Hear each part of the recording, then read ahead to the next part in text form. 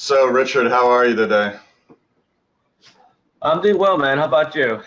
Good. And unlike you, I don't have an impending hurricane bearing down on me and my reef tank.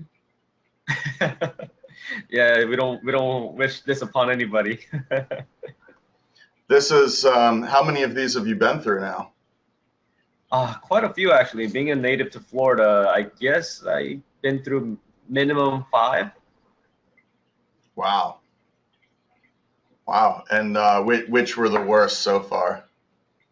I think one of the worst was Andrew, but I was too young to really feel the devastation of it. But I saw the devastation a morning after.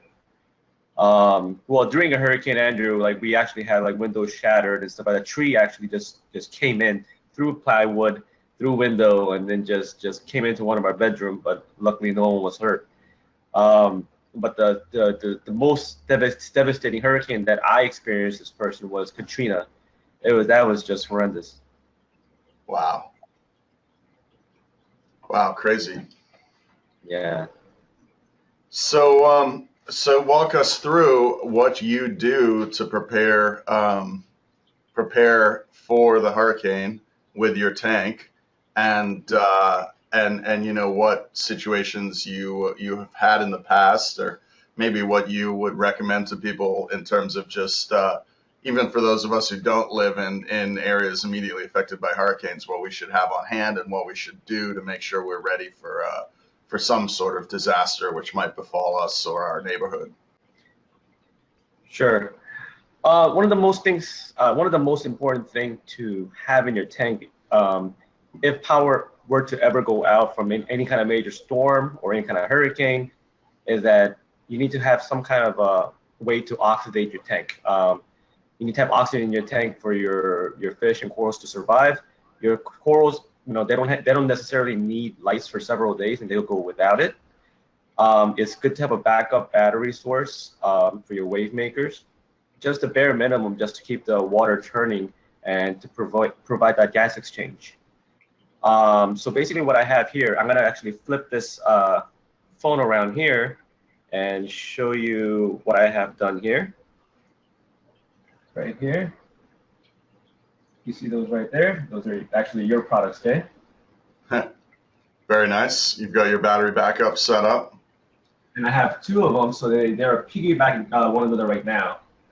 So if one were to go down, then the other one will take its place.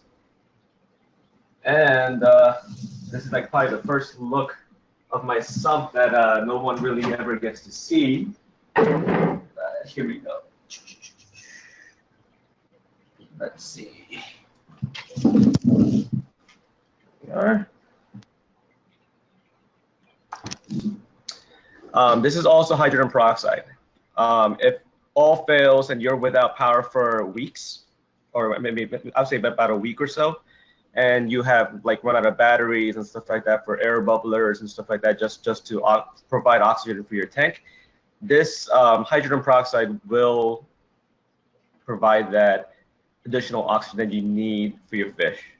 I mean, by this point, if you're losing power for over a week, then your corals probably would not make it.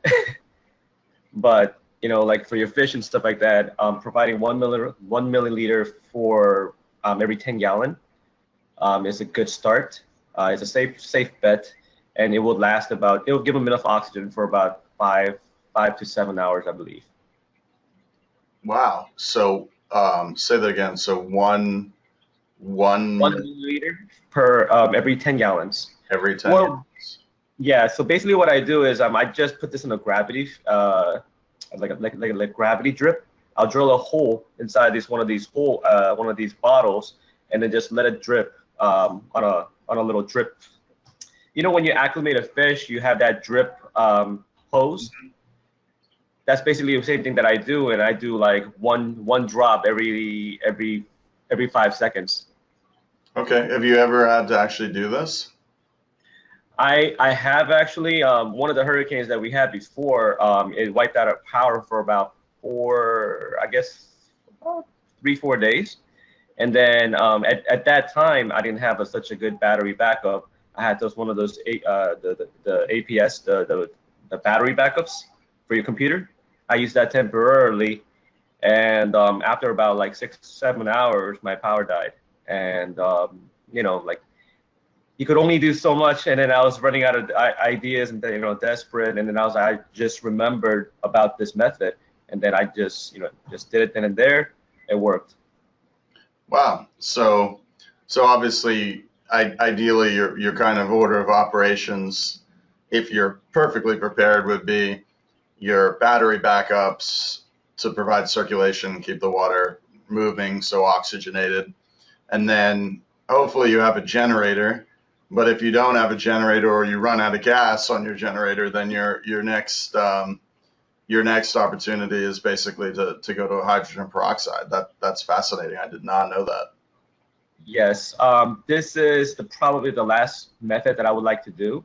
Um, Anything with too much can cause some kind of devastation. I haven't really seen ill effect on fish, but I have noticed that with SPS, especially as acros and birds' nests, various different kind of birds' nests, it will make them bleach.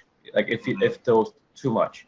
But like I said before, this is the last resort, and if you're about to lose everything, you gotta salvage something, whatever you can, So Wow. this is for fish than more for corals, because there are some adverse effects to it. Very cool. Yeah. So you also, I believe, have backup equipment for everything as well. Not that in this particular scenario it's going to help you out much, but generally you I know subscribe to a two of everything approach to reef keeping, right? Yes.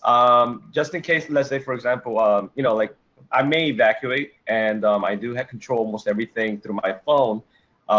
And then let's say, for example, if my return pump were to fail, I have a backup of that one, so that I could control, like, with my phone, like, okay, just kill this one, and then make this one's strength up to a certain amount, so that, like, I will always have that like flow going. And I do have a power heads from 3 different companies. So like if one were to fail, then I'll go with this one, and then I'll go with the other one. It's like contingency plan upon, like upon another one, just in case if anything were to go wrong. Because we travel a lot during the show, as you know, Jay. With all these trade shows and such, and worst things happen usually when you're away. Oh, of So course, of course. yeah. Yeah. So I wanted to make my tank somewhat of a bulletproof. I was talking to a lot with Dr. Sanjay Yoshi from Penn State, as well as one of my good friend and a Magna presenter for last year and this year, Austin Leferi of Aquabox. And from taking their pointers, I have learned it's always good to have a backup plans. And like, because it's better to have it and not be sorry, and not have it and be sorry later on. Yeah, absolutely. Yeah, so I took that approach, and it's a little bit more expensive this way, but we invest so much into our hobby and into our tanks. And especially, I mean, these days, how much frags cost? They're so ridiculously priced these days. It's good to protect our animals in our tanks. It's just little more, but I think that little more will go a long way in case when you need it. So, in terms of you've told us a little bit about how you proof your tank. I'm actually a little curious to see how you proof your house. I think when I was talking to you before, you were busy installing shutters or plywooding up the doors. Is that all done now? Yeah, I put the shutters up on the windows on the front of the house. However, I was misinformed, because I have never put shutters up in my house on this house that I moved into. Um, I was told there were shutters, but they didn't have shutters for the back window, which is the biggest window of the house. So I had to buy plywood, and until like wee hours of the night yesterday, I was boarding up plywood just to cover it. And God forbid, if like, something were debris or were to fly in and just smash my window, that could possibly destroy my tank as well. So I had to board it up, reinforce it with 2x4. It was very hectic. Can we take a look at that? Can you take us on a tour of your preparations? As you can see, all the back doors are all boarded up. I mean, like I said, this is the biggest sliding door, biggest glass window to my house, and I just couldn't believe They didn't have any shutters for this place, but had the shutters for all the little ones.